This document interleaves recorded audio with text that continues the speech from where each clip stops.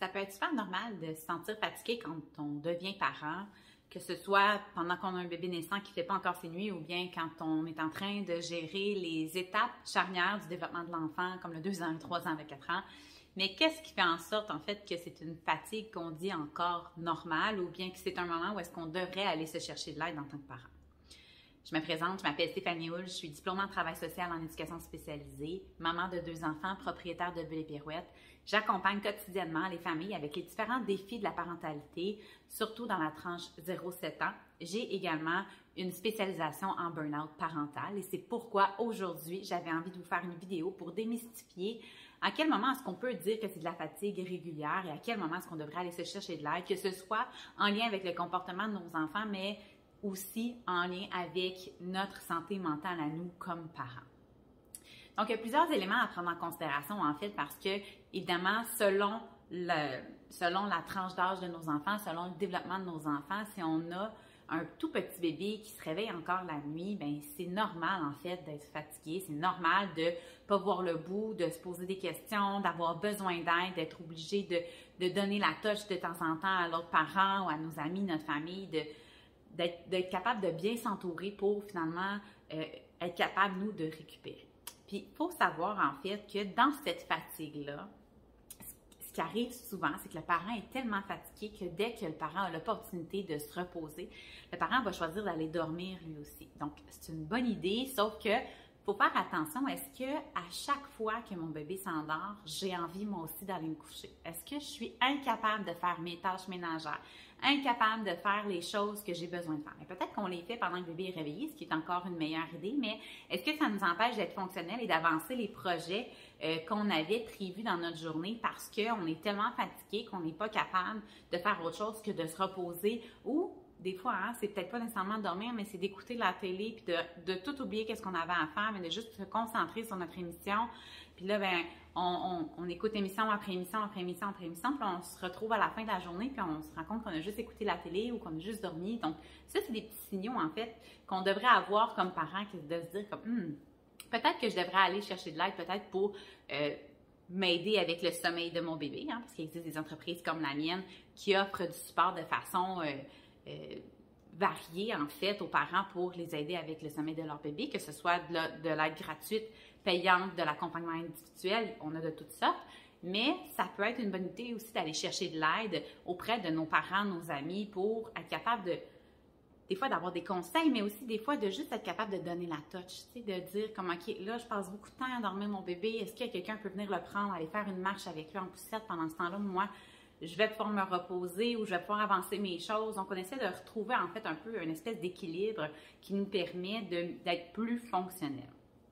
Quand on est avec des enfants qui sont plus du 2, 3, 4 ans, souvent, ce qui devient problématique, c'est, ben oui, peut-être encore le sommeil, mais aussi parfois les crises, la gestion des émotions qui accompagnent ces fameuses tranches d'âge-là, qui sont pas évidentes à gérer. Je vous en conviens, on a le système nerveux tellement saturé, on est tout le temps dans l'anticipation de la prochaine crise. Ça aussi, ça occasionne beaucoup de fatigue parce que on perd notre patience, on devient dans l'hypervigilance tout le temps, on est tout le temps en train d'être proche de crier parfois, d'être proche de perdre patience. Ça devient très, très, très irritant pour les parents.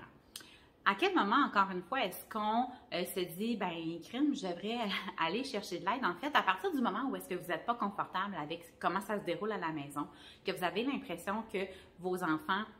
les interventions que vous faites auprès d'eux ne fonctionnent pas, ne les atteignent pas, ne changent pas le comportement, mais il existe encore une fois des stratégies qu'on peut mettre en place à l'aide de professionnels pour vous aider à ce que le quotidien soit davantage géré, de façon à ce que ça réponde bien en fait à vos valeurs. D'un autre côté, il faut aussi prendre en considération que si la fatigue, elle amène aussi des conséquences, dans le sens où est-ce que vous êtes dans l'anticipation, vous n'avez pas envie d'aller chercher vos enfants à la garderie après le travail parce que vous êtes dans l'anticipation des crises, dans l'anticipation du dodo qui va finir super tard, que vous n'avez pas envie de passer du temps avec eux. Ou bien que quand vous êtes en train de souper, mais que là, vous vous intéressez plus à ce qu'ils ont fait à la garderie, à l'école, que vous êtes un peu désintéressé de vos enfants, ça, pour moi, comme professionnel, c'est un petit signal d'alarme, en fait, qu'on devrait se dire, il est en train de se passer quelque chose. Puis on n'est plus nécessairement simplement que dans de la fatigue, on est vraiment davantage dans oui, de la fatigue, mais aussi un désintéressement dans notre rôle parental. Puis ça, pour moi, c'est un signe qu'on devrait aller probablement chercher de l'aide. Surtout si on voit une différence, en fait, entre le parent d'avant et le parent qu'on est maintenant. On peut aussi perdre plaisir dans son rôle parental aussi, se trouver incompétent. Tu sais, quand on est tellement fatigué, puis là, on est comme « Ah, j'aurais pas dû avoir des enfants, là, je suis pas une bonne mère, je suis pas un bon parent,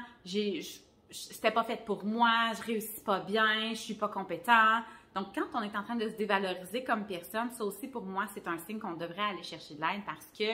on est tellement envahi par cette fatigue-là, par les comportements de nos enfants, par notre incapacité à arriver au bout de ça, qu'on revient à se remettre en question. Puis quand on se remet en question, bien, on devient de moins en moins confiant dans notre parentalité. Puis à ce moment-là, bien, ça fait vraiment juste un effet boule de neige. Si aussi, dans votre quotidien, ou dans les dernières semaines, dans les derniers mois, ça vous est arrivé, ça vous est traversé l'esprit de vous dire « Hey, moi, là, je m'en irais, là, 1, 2, 3 jours au chalet, je les laisserai avec l'autre parent, il va voir c'est quoi la gestion d'une maison, ou bien je les ferai garder 2, 3 jours, j'ai besoin d'un break, je veux m'en aller loin, pas d'internet, pas de téléphone, pas dans le bois, là, tu sais. » Donc, une espèce d'urgence de fuir, de vouloir tout laisser tomber et de vouloir s'enfuir loin de nos enfants. Donc, ça aussi, pour moi, c'est un son de cloche que je pense que les parents devraient faire attention parce que c'est un signe annonciateur, en fait, qu'il se passe quelque chose, qu'on va pas bien. Puis, en fait, la santé mentale, bien, je pense que chez les femmes, c'est quand même un petit peu plus ouvert, le fait d'aller chercher de l'aide, mais il existe exactement ces mêmes symptômes-là chez un père ou chez l'autre parent. Mais ça, des fois, c'est un peu plus difficile d'y avoir accès. Donc, si jamais vous avez envie d'en savoir plus sur le burn-out parental, sur la gestion de la parentalité en soi, on a plusieurs outils chez Bulle et Pirouette, entre autres des conférences et des formations sur le burn-out parental. Des fois, pour en savoir plus, pour débuter un processus avant de se lancer dans un suivi psychologique ou dans un suivi avec une professionnelle. On offre ce type de suivi-là aussi, moi et mon équipe de professionnels. Donc, selon si vous avez des assurances, parfois c'est intéressant parce qu'il y a certaines personnes qui font des reçus d'assurance, donc ça devient intéressant de commencer un suivi au privé à ce moment-là. Il existe aussi des outils. D'un autre côté, j'ai écrit un livre avec ma collègue Marie-Michelle Bertrand, qui est ergothérapeute. On a écrit un livre, en fait, qui explique la dépression aux enfants. Donc, c'est un livre qui s'adresse aux enfants de 5 à 12 ans via un conte jeunesse où est-ce qu'on explique, on fait en fait la nuance avec un jardin. Donc, on explique que c'est une famille, puis là, le jardin cette année, il est un peu moins beau et l'enfant comprend que la maman ne va pas bien et le livre explique qu'est-ce que c'est que la maladie mentale aux enfants. Donc, dans des mots d'enfant, via un conte et il y a un guide à l'intention du parent aussi qui vient avec le livre. Donc, si jamais vous avez envie de vous le procurer, n'hésitez pas à me contacter. Les informations vont être directement en dessous de la vidéo, dans la description. Donc, ça va me faire plaisir de vous accompagner à travers tout ça parce que la fatigue, c'est quelque chose de normal, oui, mais quand cette fatigue-là se met à avoir des conséquences sur notre vie quotidienne, bien, c'est le moment d'aller chercher de l'aide, c'est le moment de pas juste se dire « Oups, je suis juste fatiguée ». Non, on essaie d'aller se trouver des solutions, puis que ce soit nos amis, notre famille ou de l'aide professionnelle, bien, les deux sont tout aussi pertinentes. Donc, n'hésitez pas à vous abonner à la chaîne si jamais vous avez envie d'en savoir un peu plus sur tous les enjeux qui entourent la parentalité dans la tranche 0-7 ans. Puis sinon, bien, j'ai hâte de vous revoir dans une prochaine vidéo.